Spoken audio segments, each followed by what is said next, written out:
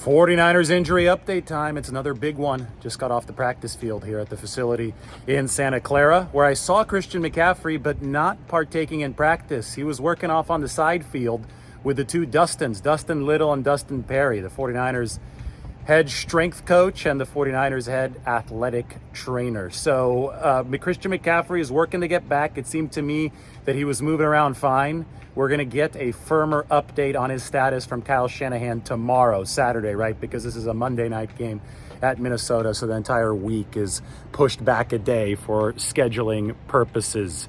No Trent Williams out on the practice field with the ankle injury today, so that's not looking good. Jalen Moore would start in his place at left tackle. And no Deebo Samuel out there with his shoulder issues. So there's a chance that the 49ers are without Deebo Samuel. He did play a couple weeks ago against Arizona, despite not practicing the first 2 days of the week. He showed up for the third and final practice, but Deebo was more of a decoy in that game. It's tough. If you're not out there today, it is tough to expect a featured role in the game, just because today's practice, the second one of the week, is the heaviest practice where the 49ers run most of their installations. Good news, though, on the Dre Greenlaw front, hamstring injury. He was back out at practice. Aaron Banks, with his ankle injury, was back out at practice for the 49ers. So they're healing up on those two fronts, but it's the Trent Williams and the Deebo Samuel front that are the most mysterious, at least at this point.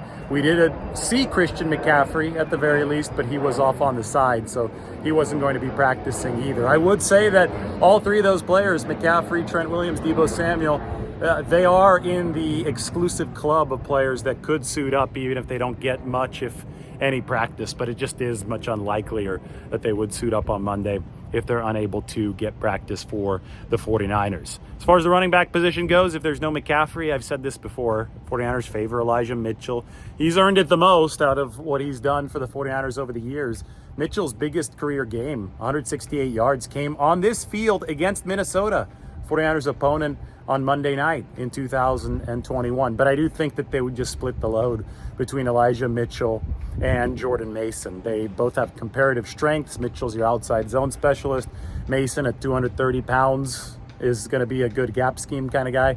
I think you're going to need both against the really aggressive Minnesota defense that leads the league in blitzes. You're going to want to soften them up with all kinds of different runs to take advantage of any resulting weaknesses in their defensive scheme. And the 49ers have always run running back by committee when they haven't had Christian McCaffrey on the football team. Today, by the way, is the 1 year anniversary of the trade for Christian McCaffrey. So we're talking about him today and how durable he's been for the 49ers over that year. There was a lot of talk about him always missing time. Well, obviously right now he's off on the side field, but he's trying his hardest to play on Monday, and durability has not been an issue for the 49ers and Christian McCaffrey over the course of the past year. Otherwise, out at practice today, I didn't see anything out of the ordinary for the 49ers. They're going to be wearing their standard white jerseys on the road this time against Minnesota, because the Vikings have not elected to wear whites at home like Cleveland did last week. That forced the 49ers into the home reds on the road, which was a little bit of a different dynamic. But this time for Monday Night Football will be the white tops, the gold pants. The 49ers only allowed to wear their throwbacks a few times a year. They're not going to use that throwback opportunity here for this game against Minnesota. You can expect the all-white 94 throwbacks for Thanksgiving night against the Seattle Seahawks up in the Pacific Northwest. I believe the 49ers wore those all-white throwbacks last year on the road in Seattle, right? They definitely wore them in the 2019 season, final NFL game of the decade. They had the all-white 94 throwbacks, and they won that game with the Dre Greenlaw stop at the goal line against Seattle in those uniforms. So typically, 49ers do see success in those uniforms.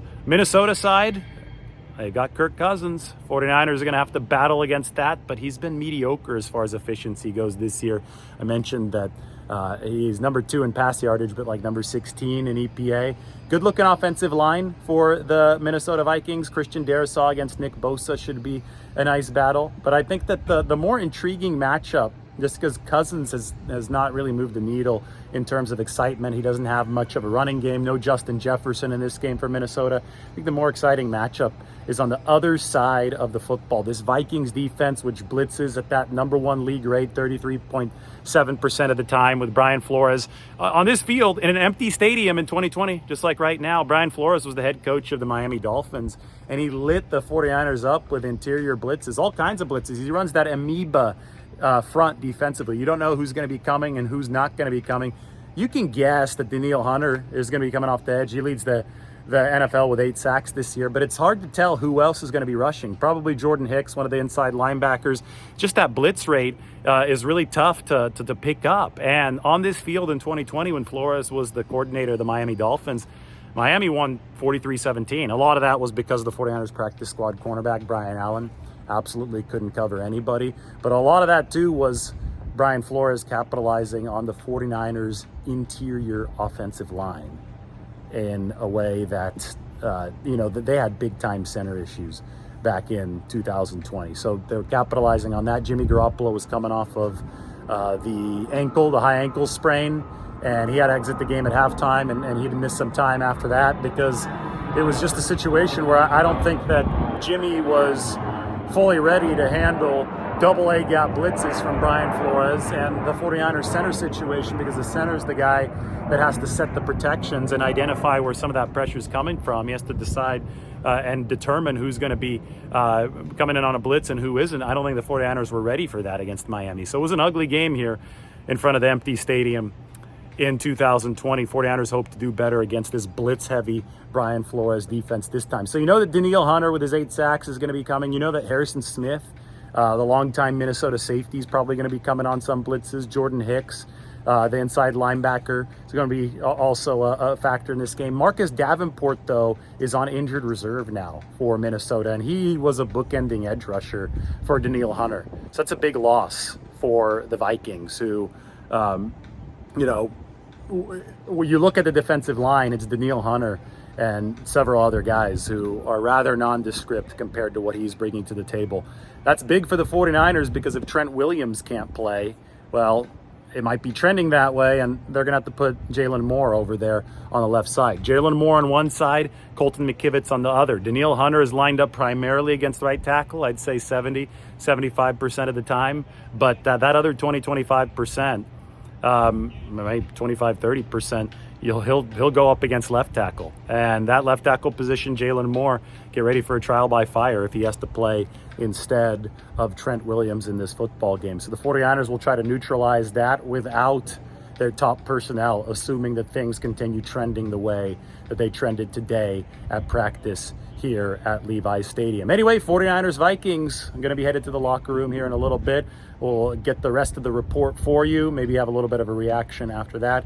49ers at 5-1, trying to move this to 6-1 on Monday Night Football here.